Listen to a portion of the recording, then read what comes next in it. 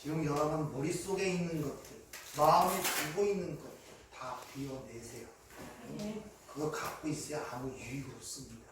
싹 비워내시고 오늘 순수한 가운데 하나님의 말씀으로 채워져서 여러분이 진짜 인생 속에서 이 말씀을 통해 하나님이 살아계심이 오감과 육감과 몸 전체로 체험되고 전율을 하는 그런 시간 되기를 부탁드립니다. 이 세상은 하나님께서 창조했음을 믿으시죠? 하나님이 세상을 창조하셨습니다.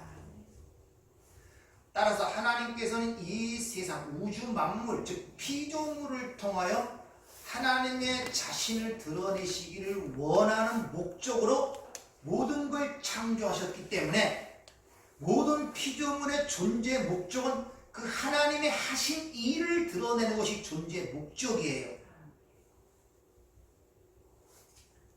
그 중에서 그 피조물 중에서 특히 하나님의 형상대로 창조받은 인간은 유일하게 그 하나님이 하시는 일을 알아보고 거기에 반응할 수 있는 존재가 하나님의 백성이고 인간입니다. 유일하게 그 일을 알아보고 그 은혜를 알아보고 그 사랑을 알아보고 그 하나님의 성품과 위대하심과 그 권능을 알아보고 유일하게 찬송할 수 있는 자가 바로 인간이란 말입니다. 그것이 존재의 목적이에요. 그것이 없는 것을 티끌, 죽은 자라 이렇게 얘기를 하는 것입니다. 그리고 그걸 알아먹은 자가 바로 자유롭게 된다 이렇게 얘기하는 거예요. 따라서 하나님이 얘기하고 원하시는 그 존재의 목적에 부합이 될 때 그것을 성경이 마음이 청결한 자는 하나님을 볼 것이다 그러는 것입니다. 여러분이 그런 관점과 시각에서 모든 걸 바라보지 못하면, 다시 말하면 그 자리에 있지 못하면 여러분 불의한 자가 되고 불결한 자가 되고 하나님을 보지 못하는 자가 되고 그걸 또 다른 말로 소경이요 죽은 자요 이렇게 성경은 표현하고 있어요. 따라서 여러분의 일상 속에 생각하는 모든 일들, 모든 것들 예외가 없이 다 거기서 하나님이 하시고자 하는 일을 봐야 돼요.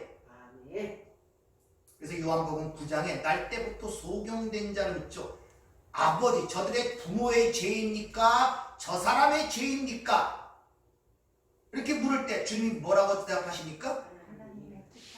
그를 통하여 하나님이 하시고자 하는 일을 드러내기 위함이라 그러죠. 이렇게 여러분의 삶을 보고 있냐는 것이죠.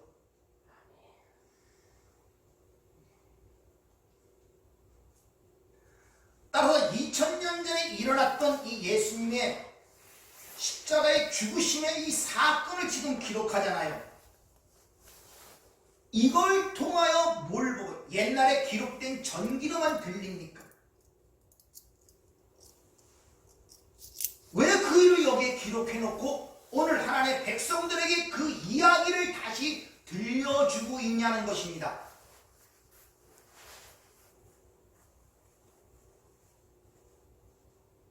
왜? 지난주에 드린 그 이야기들은 카톡에 올려놨습니다. 그래서 요약에 올려놨죠. 그걸 다시 반복하여 여기서 연결시키려면 시간이 너무 많이 걸려갖고 이제 그걸 생략을 하도록 하겠습니다.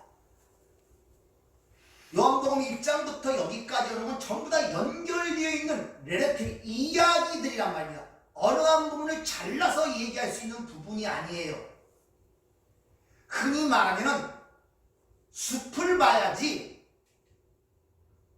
제대로 보지, 숲을 보지 못하고 남만 보는 자들은 항상 자기의 삶에만 묶이게 되어 있는 것입니다. 그래서 좀 길더라도 제가 카톡방에 그렇게 요약을 해갖고 압축하여 그렇게 써놓는 거예요. 그러니까 좀 보시면은 생각을 하세요. 그 메시지를 보고 이 무엇을 우리에게 지금 전달하고 던지고 있는가, 그 가르치는 교훈이 무언가, 그래야지 그 말씀의 꼬리에 묶여 하나님의 그 놀라운 세계로 들어가는 은혜를 체험할 수 있단 말입니다. 아니면 오늘 본문 말씀도 그냥 동떨어진 말씀이에요. 내 현실과 삶과 아무런 관계없는 옛날 이야기를 듣는 것, 진짜 이소우와보다 더 재미없는 이야기로 들을 수밖에 없단 말입니다. 근데 거기에 무슨 은혜가 떨어지고, 은혜가 떨어진들 그걸 제대로 받아들일 수가 있겠습니까? 도대체 오늘 이 본문 말씀이 뭘 얘기하는 거예요? 우리 삶과 무슨 상관이 있습니까? 이것이 상관이 있다고 느끼십니까? 그럼 봐야죠. 여러분들 교독을 해오고 읽어보면은 여러분들이 얼마나 이 말씀을 보고 왔는지 금세 느껴요. 그래서 말씀을 드리는 것입니다. 말씀 위에는 아무것도 없어요. 불은 마르고 꽃은 시드나 하나님의 말씀은 영영이 서리라. 그래서 세상도 말씀으로 창조했다 그러고, 그 말씀이 육신이 되어 오신 분이 역사 속에 나타난 예수님이란 말입니다. 그래서 지난번에 그 베드로의 부인과 왜 18장부터 21장 예수님의 순환과 죽으심과 부활의 이야기가 기록되는데, 첫 절부터 기드론 시내라든지 동산이라는 얘기라든지 에고에임이랄 때 나가 떨어지고, 또 나갈 때 나를 그걸 풀어놓아 다니게 하라, 용납하라, 이런 말들을 사용함을 통하여 복음이 무엇인가를 지금 주님은 설명하시고 계시는데, 지금 마찬가지로 여러분의 삶을 통하여, 우리가 사는 이 세상을 통하여 복음이 무엇인가를 설명하고 있는데, 그 당시의 제자들처럼, 그 당시의 유대인들처럼, 바리새인들처럼, 대제사장처럼 전혀 못 알아듣는 거예요. 그것을 예수를 죽인다 그러는 거예요. 못 알아듣으니까 죽이는 거 아닙니까? 그래서 찬송가에 너 거기 있었느냐 묻잖아요. 나 거기 없었는데요. 2000년 전의 이야기인데. 그럼 여러분 성경의 이야기가 여러분 자신의 이야기가 아니기 때문에 흔히 말하는 생명책에 기록된 자가 아닌 것입니다.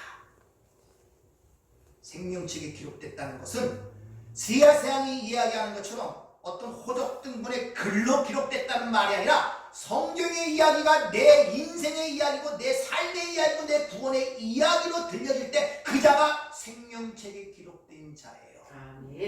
그 자만이 하나님 나라의 영원히 삽니다. 나머지는 다 불못 가운데 던져진단 말입니다.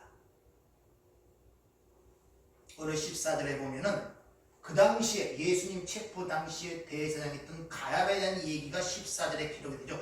유대인들에게 한 사람이 백성을 위하여 죽는 것이 유익하다고 권고한자라, 이렇게 설명을 합니다. 요것은 요 이야기가 뭘 지금 끄집어내고 있죠. 네? 요것은 바로 나사로 사건 속에서 있었던 일을 지금 연결시켜 끄집어내고 있단 말입니다. 나사로라는 사람이 죽었다가 살아난 사건이 일어납니다. 그러자 그 당시에 사내들은 공연 전체가 백성들에게 미칠 영향을 두려워하게 됩니다. 혹시 예수가 그 사람들을 충동질하여, 그 따르는 무리들을 충동질하여 밀란을 일으키게 된다면 로마군들이 와서 수많은 사람들이 죽일 것이고 백성들을 죽일 것이고, 자기들이 그 당시에 누리던 안람과 어떤 기득권을 박탈할까봐 겁이 났단 말입니다. 그래서 그 방법을 해결할 수 있는 유일한 방법은 바로 한 사람을 죽여서 백성도 안전하고 우리의 안일과 기득권도 지키겠다는 사고 발상적 생각이 그 당시에 사내들인 공의원들이 모의한 계획이었단 말입니다. 그 일을 생각시키는 거예요. 지금요. 왜 예수님의 지금 십자가의 죽음의 이 과정 속에, 재판의 과정 속에서 왜 그 이야기를 여기다 끄집어 붙이냐. 이미 지난주에 말씀드린 것처럼 풀어놓아 다니게 하다, 이들을 가는 것을 용납하게 하라, 아페미 힙하고라는 똑같은 동일한 어구를 사용하여 이 예수님이 왜 그 어둠 속으로 들어가는 그 이유가 무엇인가를 여러분들이 암시하고 교훈하다고 말씀을 드렸지 않습니까?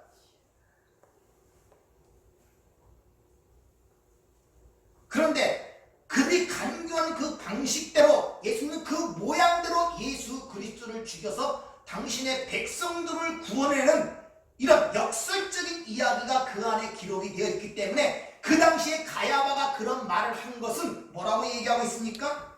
자기 스스로 말한 것이 아닙니다. 이렇게 덧붙이고 있는 거예요. 그들의 악함을 이용하여 하나님의 뜻과 계획을 이루는 방식을 우리에게 보여주고 있잖아요. 이미 창세기 보면 그 요셉의 형들이 그 요셉을 애굽의 노예로 팔아버리지 않습니까? 그 형들의 악함을 이용하여 당신의 백성들을 구원하기 위하여 앞서 요셉을 보냈다는 그 하나님의 위대한 구원의 경륜을 요셉이 깨닫고 이야기를 하는 모습이 창세기에 기록이 되어 있잖아요. 여기서 하나님이 하시는 일들을 봐야 된단 말입니다. 베드로가 마태복음 16장에서 주는 그리스도시요 살아계신 하나님의 아들이십니다 고백했을 때 이것을 알게 하는 것은 혈육이 아니요 하늘에 계신 내 아버지께서 알게 하신 것이라 그러죠.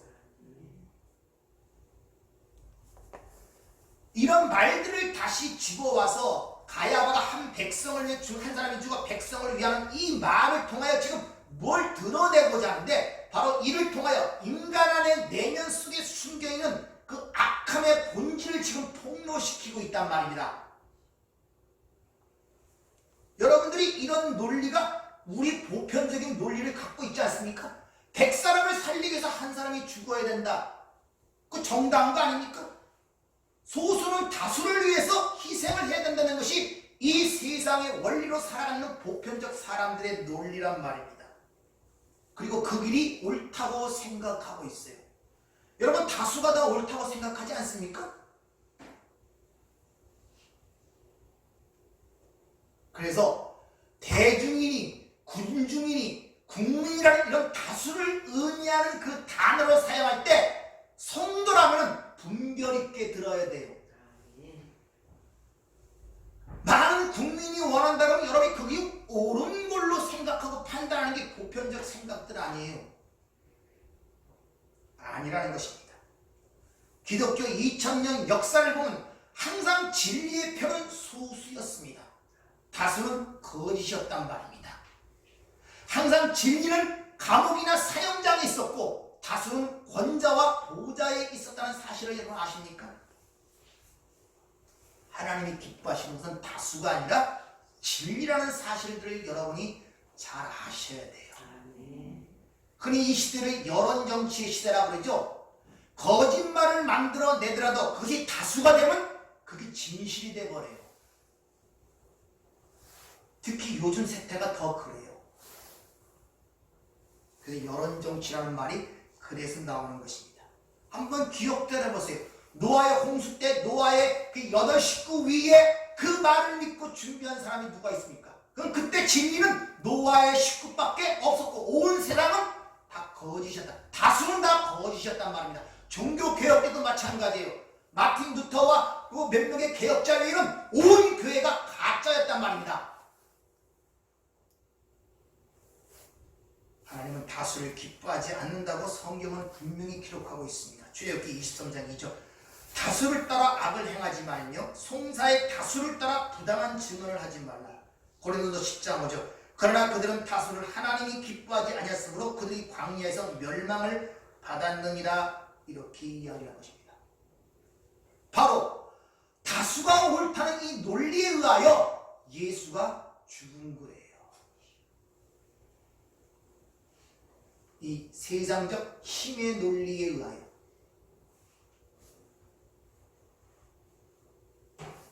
지금 이 시대를 잘 보셔야 돼요. 그래서 이 세상에 드러나는 다수의 어떤 여론이나 논리나 그런 것에 휘둘리지 마시기를 부탁을 드립니다. 쉽사리 그 군중에 휩싸이면 안 돼요. 여러분들 올바르게 봐야지. 진리냐 아니냐를 봐야지 그쪽으로 많이 간다 해서 그것이 옳은 길이 아닌 걸 아셔야 된단 말입니다.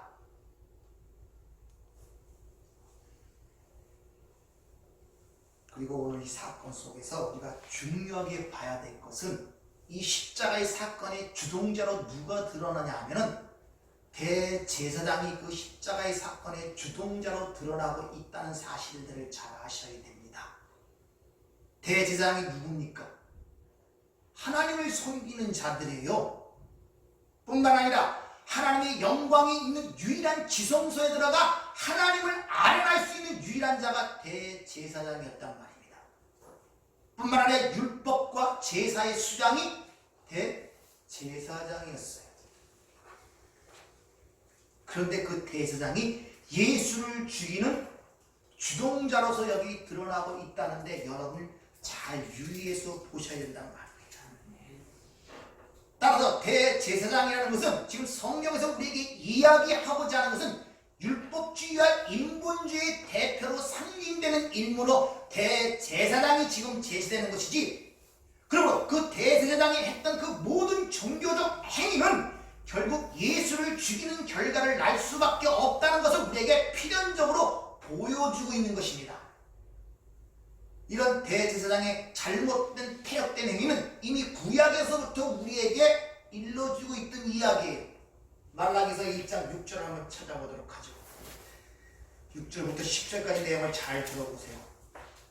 내 이름을 멸시하는 제사장들아, 나 만군의 여호와가 너희에게 이르기를, 아들은 그 아버지를, 종은 그 주인을 공경하나니 내가 아버지일진데 나를 공경함이 어디 있느냐? 내가 주인일진데 나를 두려워함이 어디 있느냐 하나 너희는 이르기를 우리가 어떻게 주의 이름을 멸시하였나이까 하는도다. 너희가 더러운 떡을 나의 제단에 드리고도 말하기를 우리가 어떻게 주를 더럽게 하였나이까 하는도다. 이는 너희가 여호와의 식탁은 경멸히 여길 것이라 말하기 때문이라. 만군의 여호와가 이르노라. 너희가 눈먼 희생제물을 바치는 것이 어찌 악하지 아니하며 저는 것 병든 것을 드리는 것이 어찌 악하지 아니하냐. 이제 그것을 너희 총독에게 드려보라. 그가 너를 기뻐하겠으며 너를 받아주겠느냐. 만군의 여호와가 이르노라. 너희는 나 하나님께 은혜를 구하면서 우리를 불쌍히 여기소서 하여보라. 너희가 이같이 행하였으니 내가 너희 중 하나인들 받겠느냐. 만군의 여호와가 이르노라. 너희가 내 제단 위에 헛되이 불사르지 못하게 하기 위하여 너희 중에 성전문을 닫을 자가 있었으면 좋겠도다. 내가 너희를 기뻐하지 아니하며 너희가 손으로 드리는 것을 받지도 아니하리라.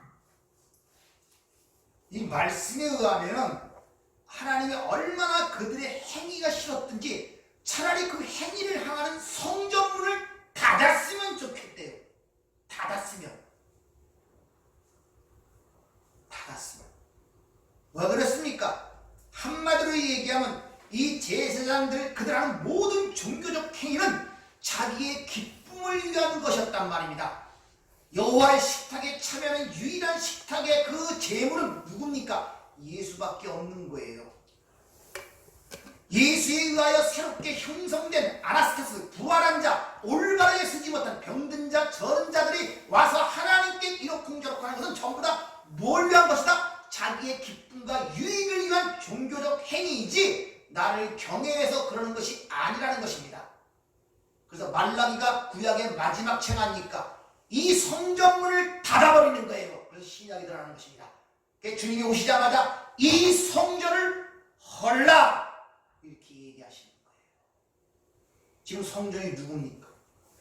여러분 자신이지 않습니까? 고린도서 3장 16절. 그 성전에서 지금 무엇을 하고 있냐를 보란 말입니다.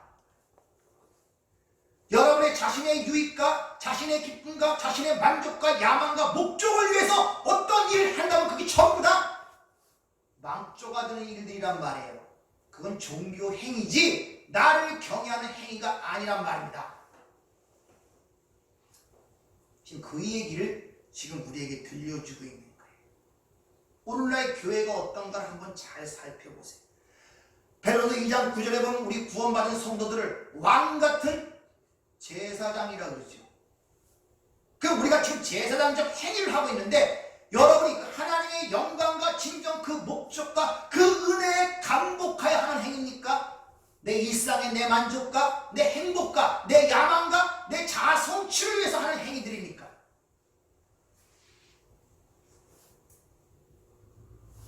그럼 별다른 게 없네요.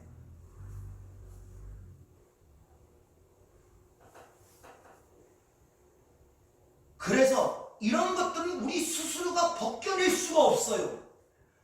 그래서 하나님께서 왜 이런 제사장들의 모습을 기록하냐면 이런 기록된 제사장들의 모습을 통하여 우리의 실체를 자각하고 거기서 끝나면 그럼에도 불구하고 하나님의 은혜와 긍휼이 우리에게 베풀어져서 우리를 구원하셨다는 그 감격 속에서 배워나가는 것이 신앙생활이란 말입니다.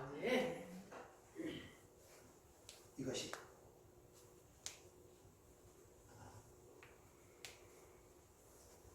심지어 제자들까지도 다 부인하잖아요. 3번이나. 도대체 예수를 부인하지 않은 자가 어딨냔 말이에요. 온 세상이 예수를 부인한 것을 가리키기 위하여 빌라도의 법정에서 사형 선고를 받는 거예요. 유대인들이 오늘 31절 32절을 보면 우리에게 죽일 권한이 없기 때문에 빌라도에 끌고 가서 예수를 죽였다 이렇게 얘기한 사람들이 있는데 요한복음 8장에 보면 가늠한 여인을 데리고 와서 돌로 쳐 죽이려고 그러죠.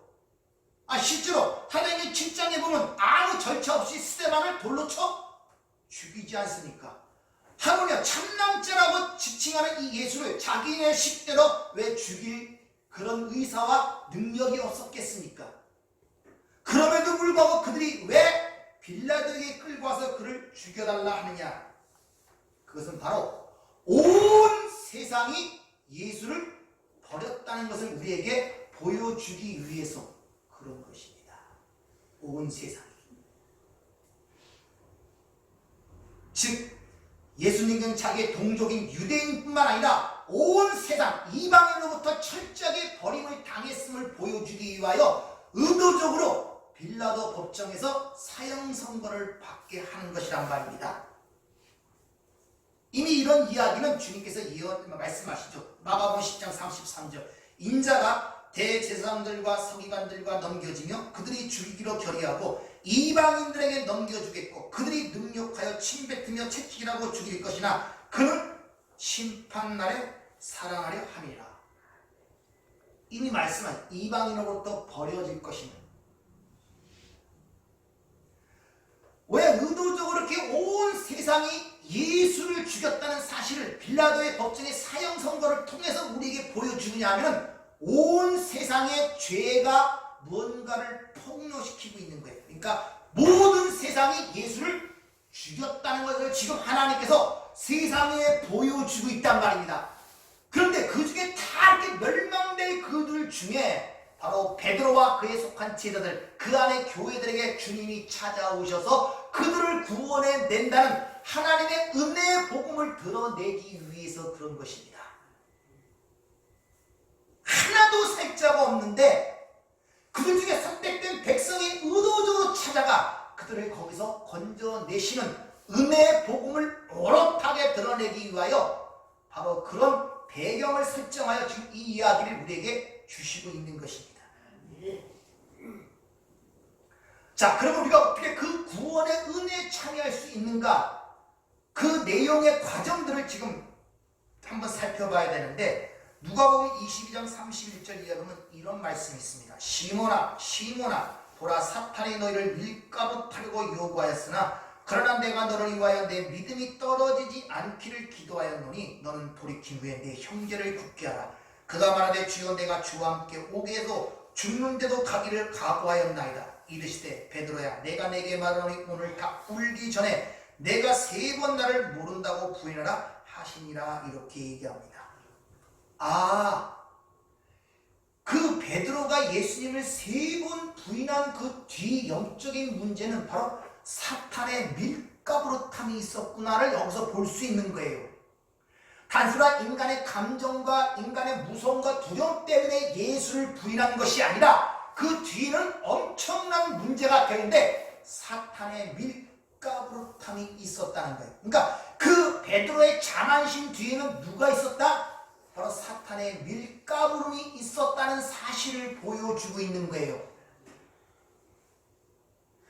이런 말씀들을 통하여 여러분이 사고하고 방식하고 느끼는 모든 것 뒷면에는 누가 있다? 영적인 문제가 있다는 것을 여러분이 자각을 해야 돼. 내 의지로, 내 결단으로, 내 결심으로 뭘 하는 것 같이 느낄지라도 그 뒷면에는 반드시 영적인 문제가 관계되어 연결되어 있다는 사실을 자각을 하셔야 된단 말입니다. 네. 단순한 것이 아니라 아멘. 그것을 풀지 못하면 보이는 것이 안 풀려요. 그것을 풀지 못하면. 자, 그래서 그걸 보고 주님께서 베드로를 위해서 기도했다 그러죠. 그러면 기도하셨으면 그 사탄의 밀가부르탕이 막아져야 되잖아요. 다른 말로 예수님의 세 번 부인하는 사건이 막아져야 되잖아요. 우리의 기본적인 법칙과 생각이 그렇잖아요. 주님이 나를 위해 기도해 주셨으니까 내가 그런 실수를 못하도록 막아주시는 것이 주님이 기도하시는 그 뜻이고 목적이라고 우리가 쉽게 생각할 수가 있단 말입니다.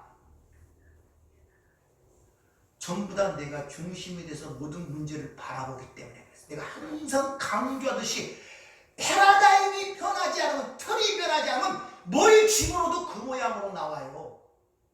틀이 안 변하는데 물을 집어넣는들, 진흙을 집어넣는들, 밀가루를 집어넣는들 그 모양 그대로 나오지 아무 소용이 없어요. 우리는 보편적으로 주님께서 기도하시면 그 연약한 말씀을 미리 좀 막아주시고 세 번 부인하지 않도록 하면 좋을지 않느냐. 그리고 가룟 유다가 자기를 죽일 줄 알았으면 사랑하는 진짜 제자라면 막아줄 수도 있지 않느냐. 혹 이렇게들 생각할 수가 있어요. 이건 하나님 바로 숲을 보지 못하고 나무를 보는 자의 아주 시야가 좁은 자의 생각이라는 것을 여러분들이 아셔야 됩니다. 일반적 생각들이 그렇잖아요. 그 어두운 세력이 예수를 잡으려고 할 때 사랑하는 자기 스승을 잡으러 오는데 칼을 빼어 목숨을 걸고 대항하는 것이 용기 있는 일이고 칭찬해 줄 일이고 권면한 일이지, 그 칼을 도로 꼽고 칼로 하는 자는 칼로 망한다고 하는 것이 어찌 그것이 일반적인 생각에 합당한 이야기하는 것이죠. 여러분이 대부분 그렇게 살아가고 계시잖아요. 하나님이 나를 사랑하신다면 이런저런 일은 안 일어나야지. 하나님의 백성이라면서 예수님은 세상을 이긴 승리자라면서 내 죄를 다 갖고 가셨다면서 내 연약함을 친히 담당하셨다면서 근데 내 삶 속엔 왜 이래? 성령이 내 안에 기도하신다면서 그런 의문들 안 드십니까? 엄청 편하신 분들이네. 난 고민이 많은데 그런 문제에서 고민이 생기잖아. 도대체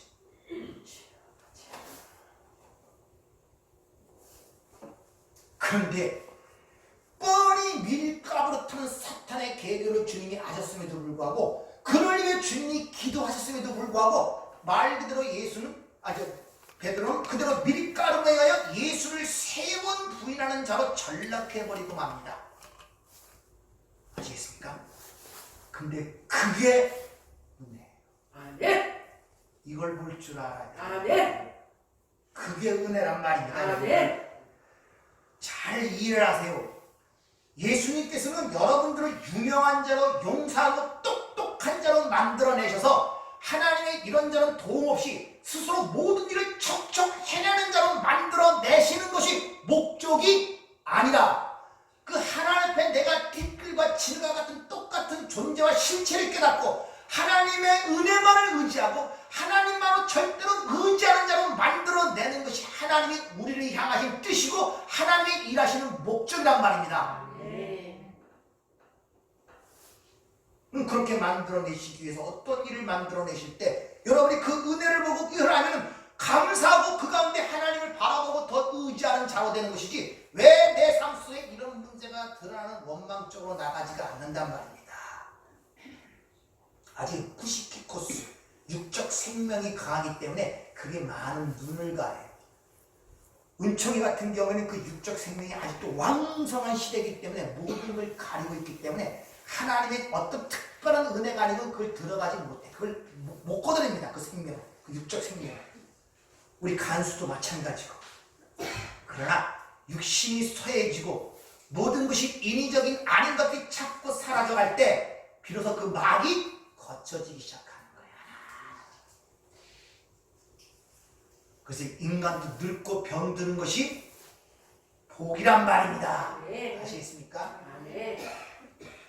그게 복이란 말입니다. 육신이 힘들어지고 입맛이 없어지고 내 육적 생명으로 할 수 있는 것이 점점 사라지는 것이 복이란 말입니다.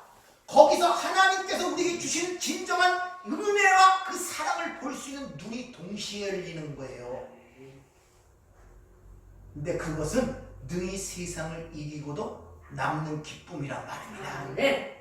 이런 것들을 맛보기를 주의 부탁을 드립니다. 아멘. 따라서 하나님께서 우리 피조물 인간들에게 바라시는 것은 피조물이라는 그 자체의 그 본질과 실체를 깨달아 하나님 은혜만을 온전히 의지하는 자로, 하나님께 온전히 순종하는 자로 지어지고 완성되는 것이 목적이란 말입니다. 그래서 주님께 친히 말씀하시죠. 성도는 아버지를 절대 의지하는 어린애가 될 때만이 하나님 나라에 들어갈 수가 있다. 마태복음 18장 2절 보면 예수께서 한 어린아이를 불러 그들 가운데 세우시고 이르시되 진실로 너희에게 이르노니 너희가 돌이켜 어린애들같이 되지 아니하면 결단코 천국에 들어가지 못하리라. 그러므로 누구든지 이 어린아이같이 자기를 낮추는 사람이 천국에서 큰 자니라. 돌이켜, 이게 스트레포라는 단어가 있는데 변하여 또는 바꿔지지 않는다는 결단코 우매, 이 부정적도가 두 개가 붙어요. 우매, 절대로 들어가지 못한다. 그러니까 성화주의나 세상의 잘못된 주의들 천정처럼 여러분이 이 땅에 살면서 신앙생활하면 성에 되어 하나님 나라에 들어가는 것이 아니라 어린애가 돼서 들어가는 거예요. 부모를 의지하지 않고 절대 살 수 없는 존재로, 쉽게 말하면 성도들에게 시간이 거꾸로 가는 거예요. 아시겠습니까? 따라서 진화론이, 성화론이 이런 것들은 전부 다 성경적인 것이 아닌 것입니다. 물론 우리가 신앙생활에서 내가 어린아이처럼 될 때 나는 사라지고 절대적 의지하는 존재가 될수록 나를 통해 누가 드러납니까? 하나님의 형상, 예수의 형상이 드러남으로 말미암아 거기서 나오는 모든 선행과 모든 행위들은 하나님이 영광 받으실 것이지 내게서 나타난 것이 아니기 때문에 교만해지지 아니할 수가 있는 거예요. 그것을 지금 우리에게 일러주고 있는 것입니다.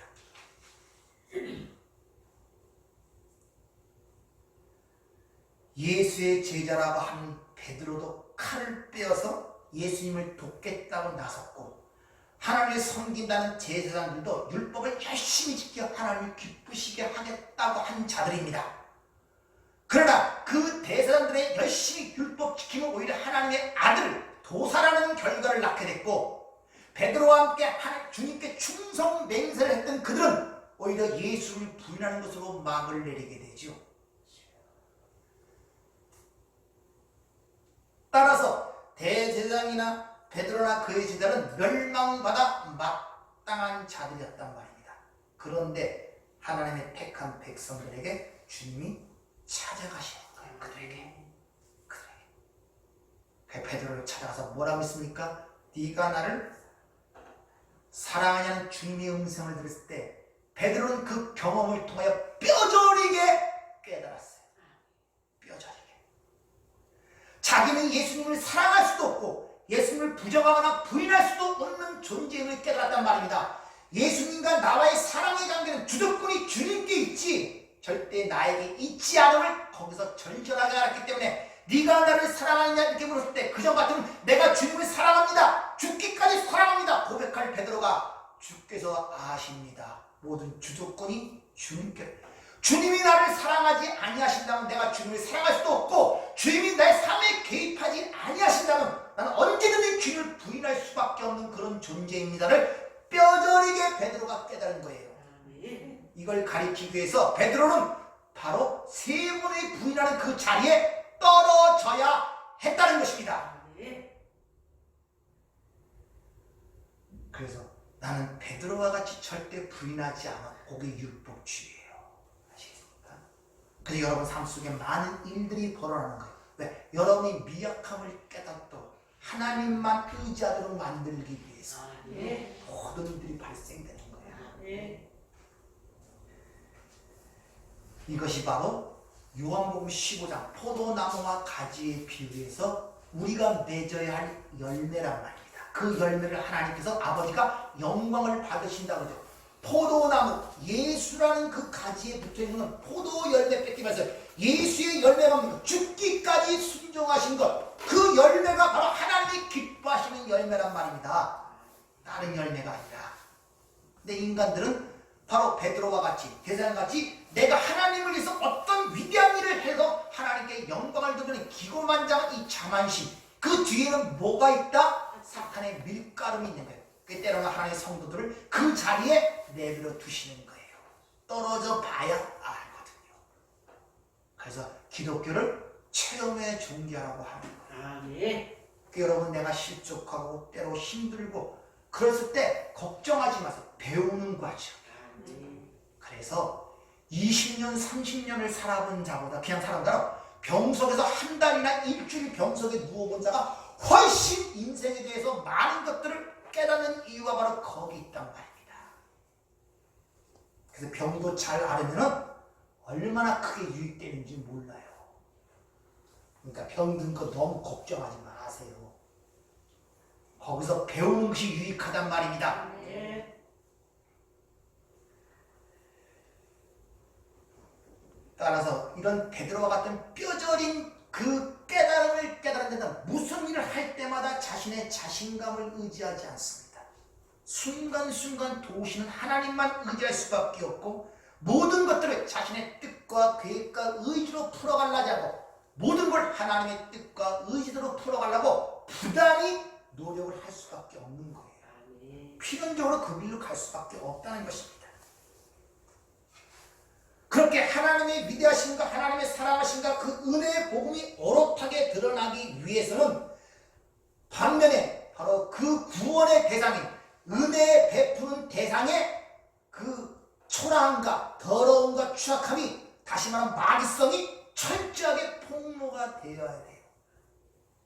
그래서 색도감에도 서로 상반된 색이 있죠. 노란색과 까만색은 서로 상반되기 때문에 확 드러나죠. 하얀색이 드러나기 위해서는 뒷배경이 까매야 돼요. 그래서 하나님의 예수의 은혜만이 어롯하게 드러나기 위해서는 우리의 죄악됨이 폭로가 돼야 돼요. 철끝 밑바닥까지. 그래야 은혜로만 구원을 받는구나.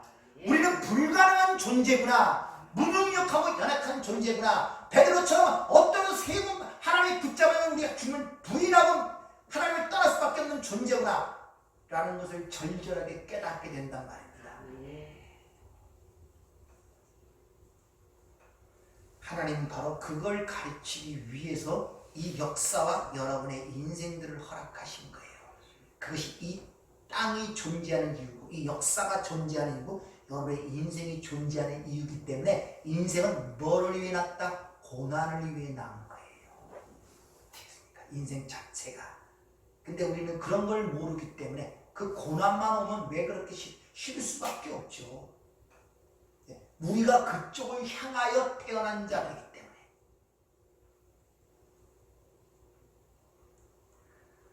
따라서 성도는 역사와 인생을 통하여 왜 예수님의 죽으심이 반드시 필요한가? 그 필요성을 여기서 깨닫게 되는 거예요. 그래서 에베소 1장 10절 말씀처럼 하늘에 있는 것들과 땅에 있는 것들이 예수 그리스도 안에서 통일 아나케팔로 나와가 위에 있는 그 머리를 중심으로 결론이 되어지도록 하기 위해서 이 역사를 창조하시고 여러분의 인생들을 이 땅에서 허락하신 것입니다. 그래서 우리가 이 땅에서 깨달아가는 거예요.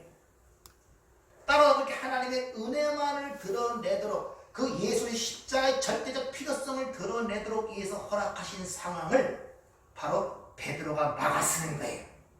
그래서 주는 그리스도시요 살아계신 하나님의 아들이라고 고백한 후에도 십자가의 죽음을 얘기하니까 어찌 그런 방정맞은 말씀을 하십니까? 라고 말리는 사탄의 모습이 되고 그걸 사탄이라고 하고 칼을 빼어 말고의 길을 차라는 그를 말리면서 칼을 꼽아 칼로 많은 칼로 망한다고 말리는 이유가 거기 있단 말입니다.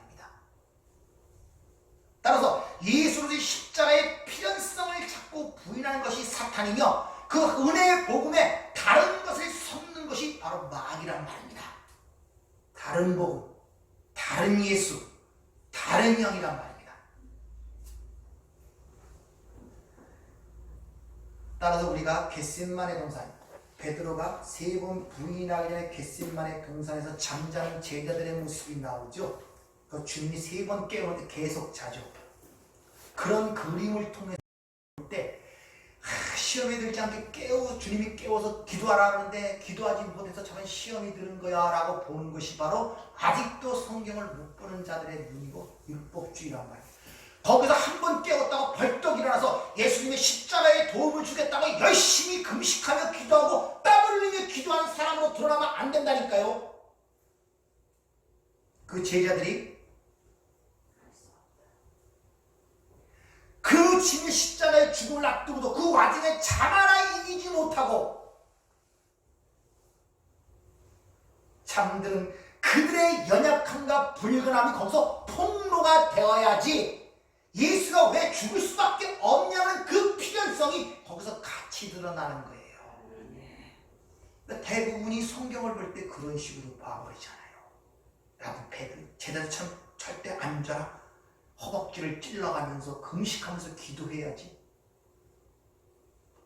그런 식으로 봐버린단 말이에요. 그게 바로 율법주의란 말입니다. 그래서 베드로의 부인도 한 번도 아니라 3번 부인으로 드러나는 거예요. 3번은 완전한 부인입니다. 완전한. 왜? 그래야 예수의 십자가의 필연성과 그 은혜가 확실히 드러날 수 있다. 아멘. 어떤 여지를 주지 않는 거예요. 아멘. 그 이야기가 에스겔서 37장에 보면 마른 뼈의 환상 속에서도 또 보여주죠. 거기서 마른 뼈다귀를 살려내신 후에 그 마른 뼈가 무엇인가를 분명히 일러주십니다. 에스겔서 37장 11절에 보면 인자야 이 뼈들은 이스라엘의 온 족속이라 하나님의 백성들을 상징하죠. 이스라엘은. 에스겔서 37장 13절에 보면 거기서 이렇게 말씀하십니다. 내 백성들아 내가 너희를 무덤에서 열고 너희로 거기서 나오게 한즉 너희는 내가 여호와인 줄을 알리라.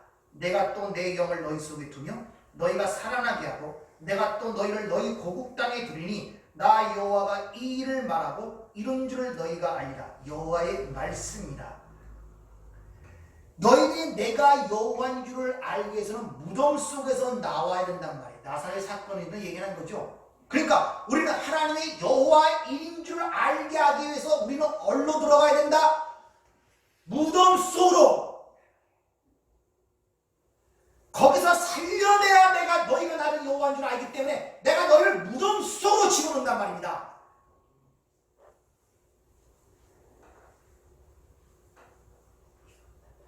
따라서 내가 받은 복음, 내가 받은 은혜가 얼마나 크고 얼마나 큰지, 왜 예수의 절대적 십자가의 죽음이 필요했는지, 왜 신의 죽음이 필요했는지를 알기 위해서는 여러분이 점점 밑바닥으로 내려갈수록 그 은혜가 오롯하게 드러나는 거예요.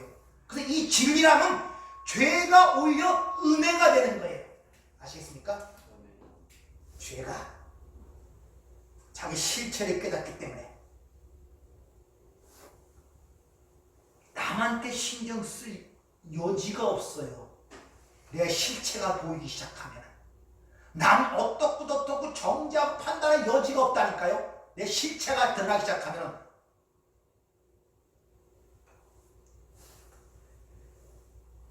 그래서 나사로 사건 중에도 병들었다 함을 사랑하는 제자, 사랑하는 자가 병들었다 들었는데 빨리 쫓아가서 고쳐주셔야 되잖아요. 근데 이틀을 더 유하셨다. 왜? 무슨 말입니까? 다른 말로 죽기까지 기다렸단 말이에요. 무덤 속에 장사될 때까지 기다렸단 말입니다. 신체 냄새가 날 때까지 기다렸단 말입니다. 왜? 그래야 하나님이 누구인가를 분명히 드러나기 때문에. 그래서 그런 말이 거기에 들어가 있는 거예요. 죽을 때까지, 그 시체 냄새 날 때까지 기다렸다 가서 그를 불러내므로 말미암아 그가 누구인 줄을 드러낸 거예요. 성경은 항상 그렇게 우리에게 기록을 하고 있단 말입니다. 바로 예수님의 그런 중보의 기도와 또 보혜사 성령으로 인하여 우리가 구원을 받은 거예요. 그래서 아버지께서 아들을 우리에게 주셨잖아요. 또 뭘 주셨습니까? 성령을 주셨어요. 그 아버지와 아들 안에서 하나님 자신을 우리에게 주셨단 말입니다. 이게 구원이에요. 그 하나님 없이는 티끌에 불과하고 먼지에 불과하고 진흙 한 덩이에 불과한 우리를 하나님의 신의 성품에 찬한 하나님의 백성을 만들기 위하여 하나님이 그러한 일을 하셨다니까요. 먼저 아들을 주어 죽이고 성령을 주고 그 안에서 자신이 우리 안에 연합이 돼버린 거예요. 이것이 구원이란 말입니다, 여러분들. 네. 이걸 하나하나 깨가야 돼, 이런 것들을. 그래서 감동을 받아야 되고 가슴을 쳐야 되고 때로는 막 눈물을 흘리고, 어찌 그런 것을 하나하나 깨달아갈 때 내가 회개하지 아니할 수가 있고, 다시 말하면 돌이키지 아니할 수가 있고, 어찌 그 은혜를 안다면 거기에 감사의 찬송과 눈물이 나오지 아니할 수 있겠냔 말입니다. 속죄함. 여러분, 죄 사함 받았다 그러면 여러분의 머릿속에 맴도는 것은 죄라고 생각. 그래, 아직도 윤리 도덕적이에요. 몇 가지 죄 지은 것 하나님이 용서해 주셨어. 그 정도로 생각하죠. 이 세상 자체가 죄덩이라고 그러는데, 여러분이 생각하는 모든 것들, 사람의 생각 모든 것들, 거기서 건져 주셨다는데 아직도 세상 사람 생각 속에 묶여있기 때문에 힘들어 버리는 거예요.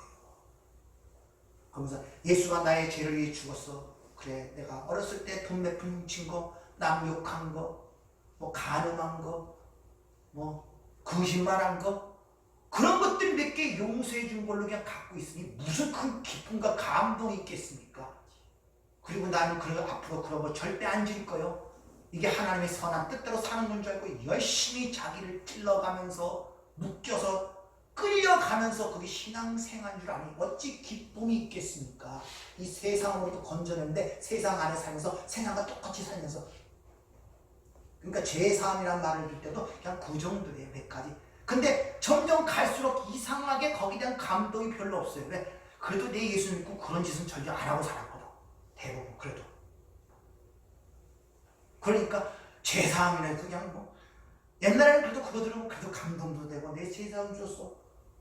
근데 시간이 갈수록 별로 감동이 안 돼. 왜? 죄라는 수준이 자기 머리에 그렇게만 눈이 열려서 그렇게만 보고 있는 거. 그러니까 뭐 감동이 있습니까? 뭐가 있습니까? 갈수록 오히려 더 힘들어지지. 세상대로 그전이나 그 세월이 그거 같고 그 환경이 그 환경 같고 뭐 전혀 된 건 뭐 로또라도 당첨된 것도 아니고 뭐 크게 출생 갔다고 돈 번 것도 아니고 맨날 일어났던 일 똑같은 일이 일어나고 해 아래 새 것이 없다고 성경은 얘기하는데 그 아래 새 것의 가운데 새 것을 줬단 말입니다. 우리에게 새 사랑을 줬고 새 영을 줬고 새 마음을 줬고 새 지식을 줬는데 아직도 해 아래 새 것이 없어. 오늘도 같고 내일도 같고 모레도 똑같고, 그러니까 권태기니 뭐니 이런 걸 계속 느끼는 거예요. 세상 사람 느끼는 거 똑같이. 왜 것을 알지 못하니 이 보이는 세상에 꼭 묶여 있잖아요. 그러니까 모든 게 두려워 떨리는 거. 하나님 보고 떠오르는 것이 아니라 육신도 늙어가고 힘도 넓어지고, 그러면 육신의 생명이 없어질수록 그게 힘이 갈수록 푸니마 뒷곳이 영적 생명이 풍성하게 더 확실하게 드러나야 소망을 갖고 살아가는데, 그게 안 보이니 자꾸 눈이 감겨지는 것 같은 거. 그러니까 힘이 없어요. 그냥 막연한 생각에 죽으면 천국 가겠지. 그것도 불안해. 가만히 돌이켜보니까 들어온 행위도 없고 뭐 잘한 것도 없고 하나님 기쁘신 것도 별로 없는 것 같기도 하고, 이런저런 생각 불안하니까 신앙이 왔다 갔다 뭔가 번쩍번쩍하고 눈에 보이는 걸 줬으면 좋겠는데, 꿈에도 나타나갖고 얘가 나를 사랑한다는 건 좀 위로를 받을 건데, 그러니까 이상하게 과학이 발달될수록 신비주의가 같이 발달되는 거예요.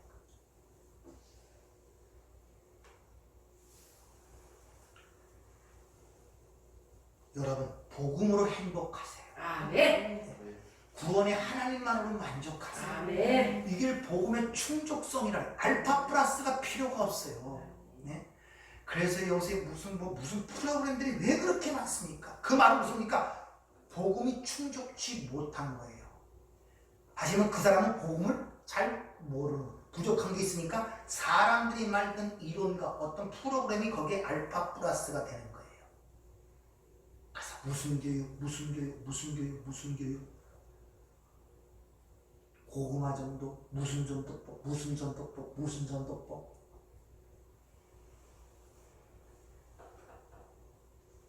우리는 복음으로 충족해야 돼요. 아멘. 충만하면 주님이 다 이루었다 하시잖아요. 아멘. 부족한 거 없이. 마지막으로 한번 우리 하박국서의 고백처럼 우리 하박국서 한번 찾아보고 마치도록 하겠습니다.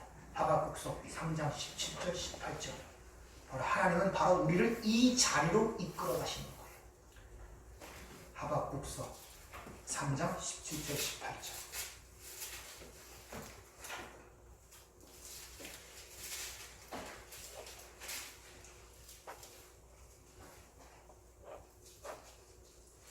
같이 한번 합독하도록 하겠습니다. 시작. 비록 무화과 나무가 무성하지 못하며 포도나무에 열매가 없으며 감람나무에 숫줄이 없으며 밭에 먹을 것이 없으며 우리의 양이 없으며 외양간에 소가 없을지라도 나는 여호와로 말미암아 즐거워하며 나의 구원의 하나님으로 말미암아 기뻐하리로다. 아멘. 기도하겠습니다. 은혜롭고 자비로우신 아버지, 복음이 모든 게 충족시키는데 우리는 아직도 관심이 세상에 너무나 많습니다. 머리는 분명히 세상이 멸망당하는 세상임을 안다고 얘기하는데 우리의 심정은 그렇지 않습니다. 그래서 주님 말씀하시기를 무엇보다 내 마음을 지키라고 말씀하셨건만 우리는 보이는 것들에 너무 마음이 많이 쓰입니다. 주님 불쌍히 여기시고 우리 마음과 생각을 굳게 지켜주셔서 하나님이 주시고자 하는 것들을 하나도 놓치지 않고 이 세상에서 누리며 살아가기를 원합니다. 네. 그를 통해 하나님이 증거되기를 원하며 그를 통해 하나님의 택한 백성들이 돌아오는 역사가 있도록 우리에게 성령의 충만함을 허락하여 주시옵소서. 네. 예수님 이름으로 기도하옵나이다. 아멘.